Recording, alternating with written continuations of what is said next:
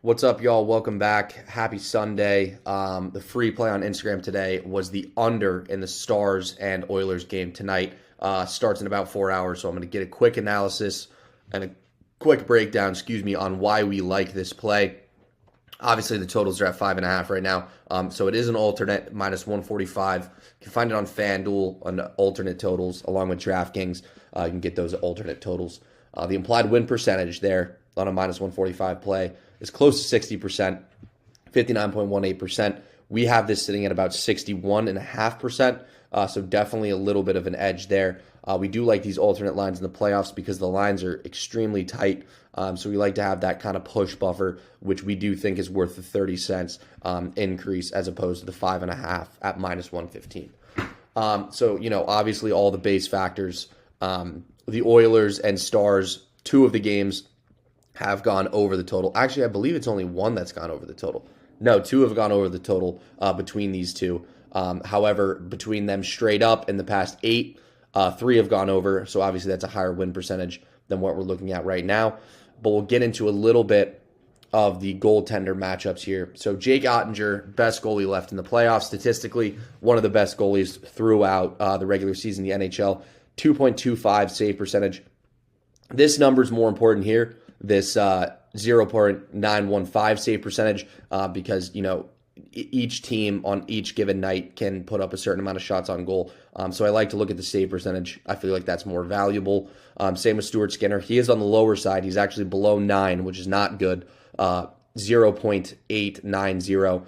But then you take a look at the team shots on goal. Obviously, Edmonton, especially at home, one of the best potent offenses in the NHL. So it is a contradictory viewpoint, which is also something I like to side with in the playoffs, especially when the lines are tight. But they're averaging 33.9 shots on goal per game. But then you pair that with, obviously, the best goaltender in the NHL right now, and you get close to this number.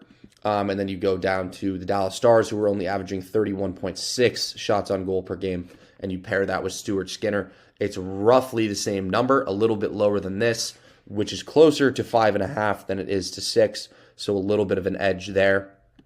And then the Oilers are very, very good at home. They have a lot of power play opportunities. They have a lot of chances to score. They're very aggressive. They come out the gate firing. Why I like this specifically, just a specific metric that not a lot of people looked at, is here's the production on the Oilers side of the puck. So obviously you have, the top guys, which are McDavid, Hyman, Draisaitl, Evander Kane, Bouchard.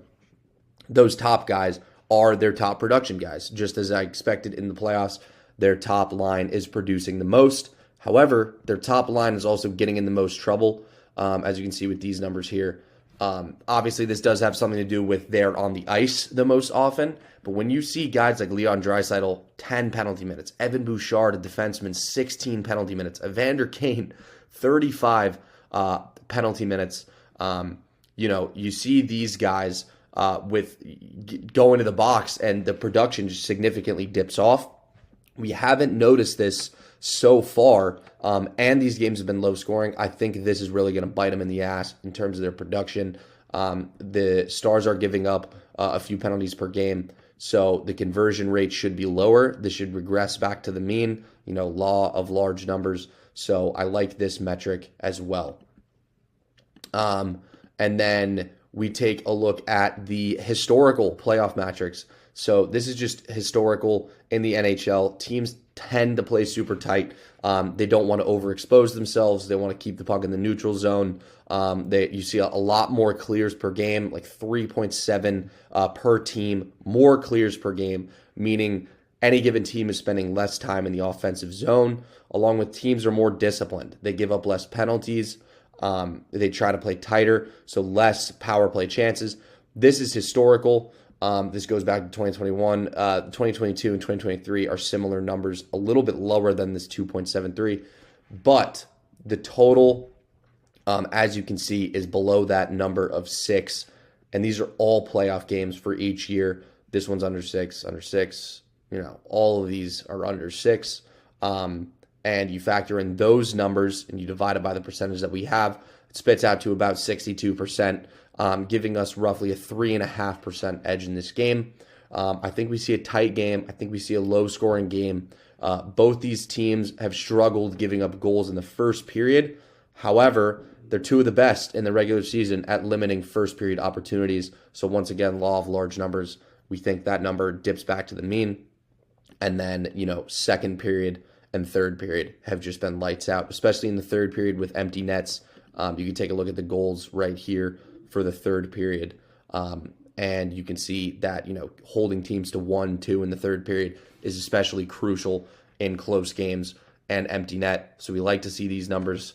That is your free play. Under 6, Oilers Stars, -145, alternate line.